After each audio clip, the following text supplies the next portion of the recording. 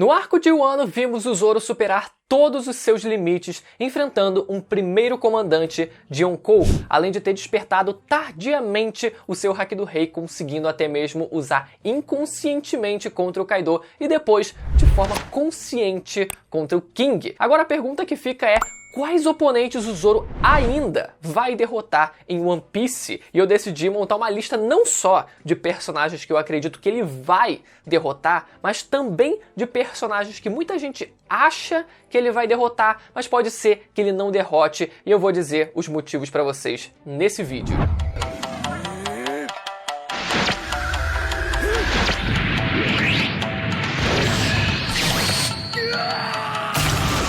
O primeiro personagem, galera, pra gente começar tranquilo, é um cara da Marinha. Mas antes da gente começar a falar dos almirantes, que é o que muita gente quer saber, e eu vou chegar lá, existe um personagem que eu acredito que o Zoro vai derrotar, quem sabe, durante a guerra final, antes de chegar a vez dos almirantes, até porque é uma guerra e é normal que os protagonistas enfrentem oponentes mais fracos durante o caminho. E esse cara eu acredito que vai ser o vice-almirante Onigumo.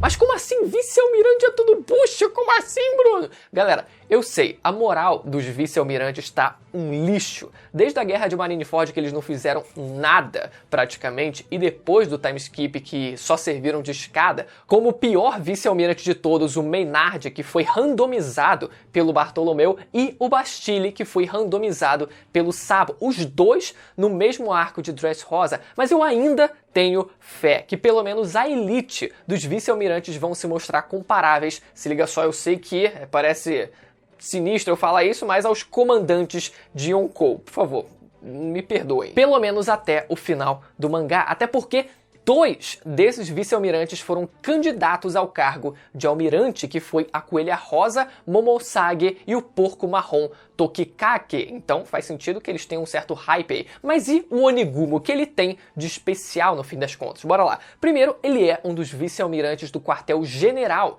da Marinha. A gente sabe que existem várias bases da Marinha e quanto menor o número G5, G4, G3, G2, G1 e assim por diante, mais relevantes são os marinheiros ali presentes. E chegando finalmente nos que ficam no QG da Marinha, que é o caso do Onigumo, que está entre os vice-almirantes de elite, dá pra dizer assim. Além disso, o Onigumo foi o vice-almirante responsável por escoltar o Ace de Impel Down até Marineford. Então, subentende-se que ele teria um nível capaz de prender o Ace caso ele viesse a se soltar e tentar escapar. E isso não é impossível de se imaginar, até porque ele foi o responsável também por prender o Marco a Fênix numa algema de Kairoseki durante a Guerra de Marineford. E nesses dois casos, onde ele tinha que emboscar a sua presa, estão diretamente relacionados à sua habilidade de Akuma no Mi. Em Marineford vimos ele se transformar parcialmente numa aranha. Dá pra ver num frame a bundona de aranha que ele tem e várias patas saindo meio que do seu cabelo, permitindo ele usar o estilo de 8 espadas. Agora, um parênteses aqui sobre essas patas é que a gente não sabe se são exatamente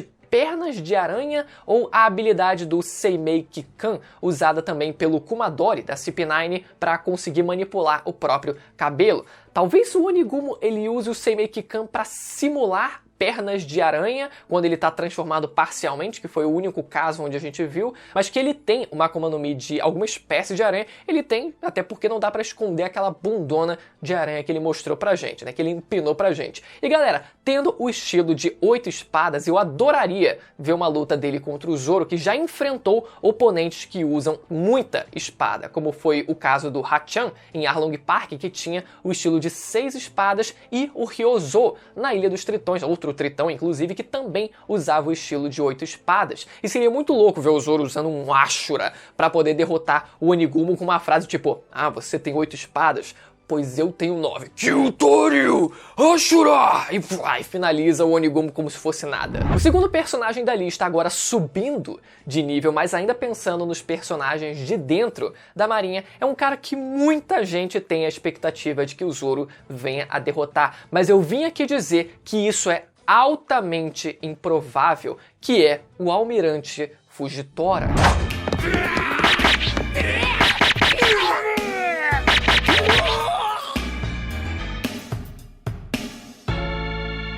Vamos lá, galera. O Fujitora, a gente sabe, é o Almirante Tigre Roxo, que ingressou na Marinha através do alistamento mundial durante o período do time skip. Foi chamado de monstro pelo Doflamingo em Dressrosa e é o usuário da Zushizushi no Mi, revelado no Databook Vivere Card, diferente inclusive do que muita gente pensava, que era a espada ser a detentora do poder da Akuma no Mi, e que desde a sua aparição foi quase que prometido para ser o oponente do Zoro, afinal foi o primeiro almirante realmente espadachim apresentado pra gente com todo um visual de samurai e que chegou a enfrentar o Zoro no arco de Dressrosa, chegaram a se enfrentar também numa das aberturas de One Piece e também chegaram a se enfrentar no filme Stampede. Mas apesar desse hype sendo colocado em todas as mídias de One Piece praticamente, é muito improvável que o Fujitora ele se coloque como um oponente do Chapéu de Palha no final da obra. Tem muita coisa que a gente não sabe do passado do personagem, mas o que a gente sabe é que ele entrou na Marinha com o único propósito de abolir o sistema do Shichibukai, e depois da atuação dele em Dressrosa e com o apoio do Reino de Alabasta, ele conseguiu fazer a pressão necessária durante o Reverie para tornar isso possível. Então, assim que der na telha, ele não vai querer saber de ficar ouvindo a Akainu enchendo o saco dele pelo telefone e pode acabar chutando realmente o balde. Inclusive, na SBS do volume 76, um fã pergunta se poderiam os dois novos almirantes Ryokugyu e o Fujitora possivelmente terem sido criados com o conceito de que, apesar de serem da Marinha, no fundo são ambos almirantes que secretamente nutrem maus sentimentos em relação ao governo mundial, e o outro dá aquela desconversada, nem dizendo que sim, nem dizendo que não, dizendo que tá suando frio e tal, então fica subentendido que sim. Como o caso do Fujitora, esses dois novos almirantes eles estão dentro da Marinha para tentar de alguma forma ir contra o próprio governo mundial. Fora isso, o Luffy no final de Dressrosa ganhou a simpatia e a admiração do Fujitora. Então mesmo que o Akainu tenha ordenado que ele capturasse o Luffy, o LOL, no final do arco, ele vai fazer uma cena para fingir que tá fazendo alguma coisa, mas na guerra final ele não vai realmente se colocar no caminho do bando numa luta até a morte. E se o Fujitora não vai ser a vítima do Zoro, ele ainda precisa bater de frente com algum almirante, né? E isso nos leva ao terceiro candidato à vítima do Zoro, que é o terceiro almirante, o almirante Ryokugyu, ou para os mais chegados do canal, o almirante Vaca Verde, já que a esperança não morre que o desgraçado realmente seja uma mulher. Mas enfim, eu não vou me justificar aqui, isso é para outro vídeo, para não desvirtuar.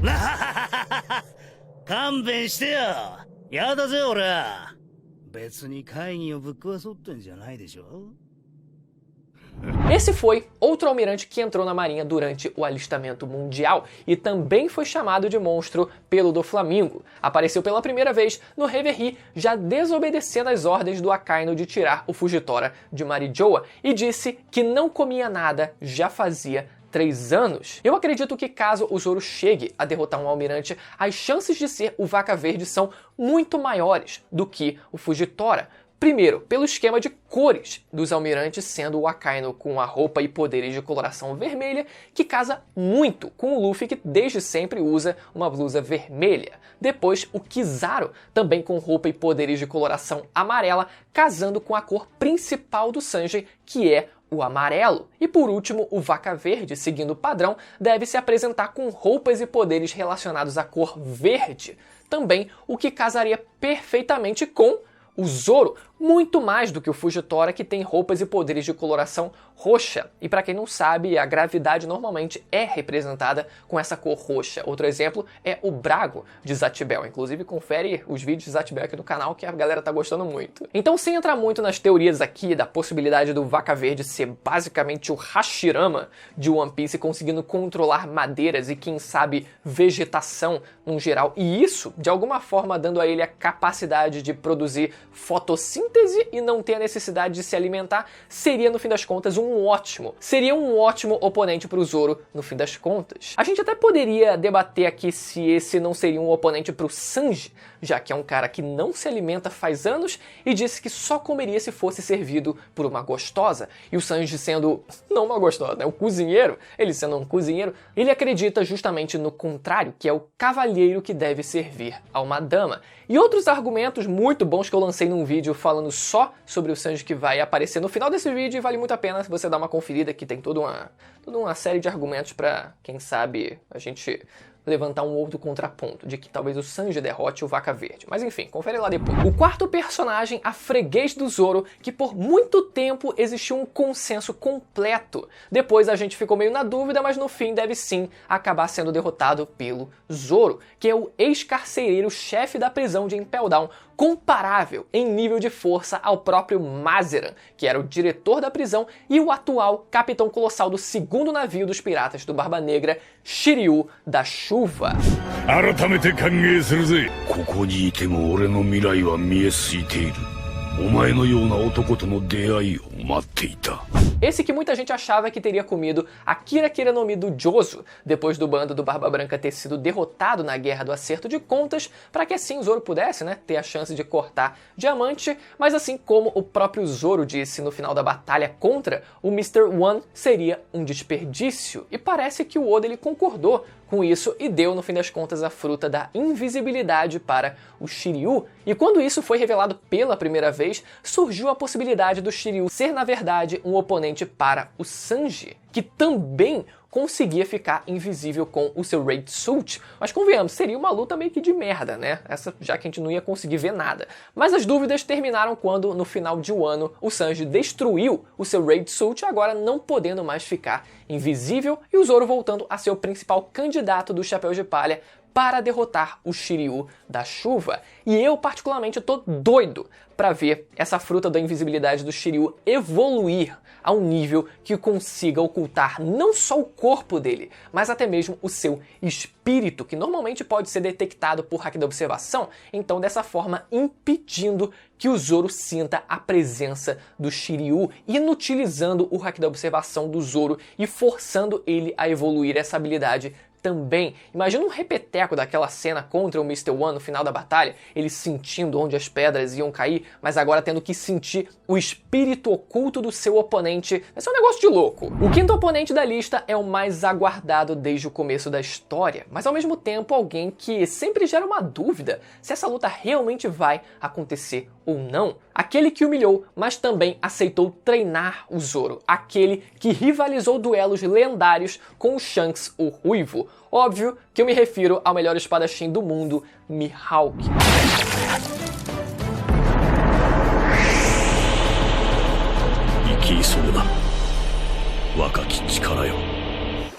Galera, pra esse personagem não tem muita conversa. Na verdade, o texto ficou bem grande, então vamos lá. É uma das lutas mais esperadas de toda a história. A grande revanche, onde o Zoro finalmente vai poder lutar no seu auge e conseguir superar o seu maior rival e seu antigo mestre. Algo que, se não acontecer, é melhor o Oda ter carro blindado. Prédio da Shueisha também, porque os fãs não vão perdoar. Mas se é uma luta tão óbvia e esperada, existe risco mesmo dela não acontecer? Olha, tem alguns argumentos para isso. Primeiro, pelo fato do Mihawk ter se tornado o mestre do Zoro e com isso ter sido criada uma relação de mestre e pupilo que talvez fraqueje o Zoro ou o próprio Mihawk numa luta decisiva. Assim como seria muito difícil ver o Luffy enfrentar o Shanks com a mesma intensidade que ele enfrentaria um Barba Negra da vida, por exemplo. Mas além disso, um segundo ponto é como inserir o plot do Zoro versus Mihawk na trama principal da obra. O Zoro, antes de chegar na guerra final, ele vai enfrentar o Mihawk, depois vai voltar? Ou depois da guerra final, o Zoro vai dar uma pausa no bando e dizer, ó, galera, ainda tem uma coisa que eu preciso resolver e vai atrás do Mihawk? Ou o bando vai junto para servir de torcida? Como é que vai acontecer isso, né? E com isso surgiram algumas ideias de como inserir mais o Mihawk no resto da história. Primeiro, com a abolição do Shichibukai e ele sendo caçado pela marinha, existe a possibilidade dele não ficar mais na ilha onde ele morava. Pode ser que ele se encontre com o Shanks e dessa forma fique mais fácil do Zoro ter a oportunidade oportunidade de enfrentar ele, já que uma hora o bando do Luffy vai se encontrar inevitavelmente com o bando do Shanks, pode ser. Tem também a infame teoria de que o Shiryu vai conseguir o título de melhor espadachim depois de derrotar o Mihawk, e dessa forma o Zoro ele só teria que enfrentar o Shiryu, paralelo ao Luffy que vai ter que enfrentar o Barba Negra, ou o Mihawk ter sido nerfado pela nova arma do governo mundial chamada SSG, que além de servir para substituir a força do Shichibukai, é algo que precisa ser ainda maior que a força deles, para compensar a abolição desse sistema. E quem mais relevante do que o Mihawk para servir de escada para essa arma? De qualquer forma, seria legal se essa luta do Zoro contra o Mihawk conversasse mais com tudo o que está acontecendo no mundo, mas pelo fanservice eu acho sim que essa luta tem muita probabilidade ainda de acontecer. O último personagem da lista é um dos meus favoritos, uma das 5 estrelas anciãs que senta no topo da hierarquia do mundo, o espadachim que possui, muito provavelmente, a Shodai Kitetsu em suas mãos, aquele que eu acredito que um dia também chegou a possuir o título de melhor espadachim do mundo no passado, o Gorosei Careca. Galera, vamos lá. A gente sabe que a linha de frente do governo mundial é a Marinha, e são eles que vão lutar primeiro para defender o governo do avanço dos piratas e dos revolucionários na guerra final. Mas quando a merda chegar no pescoço, os velhos do governo eles vão ter que fazer alguma coisa. Tem quem duvide se os Gorosei realmente são capazes de lutar ou possuem só poder político, mas convenhamos, é um Battle Shonen. A coisa não vai ser resolvida só na politicagem ou na diplomacia, eles vão ter que cair na porrada. Fora que é bem provável que os Gorosei sejam compostos de ex-agentes do governo e ex-marinheiros que ascenderam na hierarquia e chegaram aonde estão. A prova de que esses Gorosei que a gente conhece não estão aí desde o século perdido como era teorizado, está no fato de que eles não sabiam tudo sobre a Akuma no Mi de Joy Boy. Eles sabiam sobre a fruta de Nika, sabiam que o nome tinha sido alterado pelo próprio governo para que a sua real natureza fosse esquecida ou fosse apagada, sabiam que era uma fruta que não despertava há séculos, mas eles não sabiam que o nome da fruta passou a ser fruta da borracha. Foi uma informação que meio que se perdeu ao longo dos séculos, né? Naquele telefone sem fio, nas informações burocráticas ali, a papelada toda. Além disso, temos o ex-almirante de frota Kong, que subiu de cargo e se tornou o comandante-chefe do governo mundial, posição que serve de intermédio de comunicação entre o governo e a marinha, apesar da gente nunca ter visto como funciona esse cargo na prática, né? Provavelmente é cabide de emprego. Com certeza é cabide de emprego para inflar a máquina pública. Então, temos um exemplo de marinheiro que meio que assumiu um cargo no governo mundial ou um intermédio disso, né? E os Gorosei que não sabiam de tudo sobre a fruta lendária do Luffy. Isso tudo para dizer que possui sim uma rotatividade entre os membros dos Gorosei ao longo dos séculos. Agora, pode ser que aquele Gorosei careca tenha tido uma vida como marinheiro ou agente de alguma Cyberpol do governo e ao longo da vida ter conseguido o título de melhor espadachim da época, quem sabe cerca de 50 anos atrás. O fato é que esse Gorosei provavelmente tem em posse a última e a melhor das 3 espadas Kitetsu de One Piece. Para quem não lembra, essas espadas elas foram forjadas pelos ferreiros de Wano e cada uma possui um grau diferente, sendo que quanto mais antiga, maior o seu grau. A mais recente e a de grau mais baixo é a Sandai Kitetsu do Zoro, que ele ganhou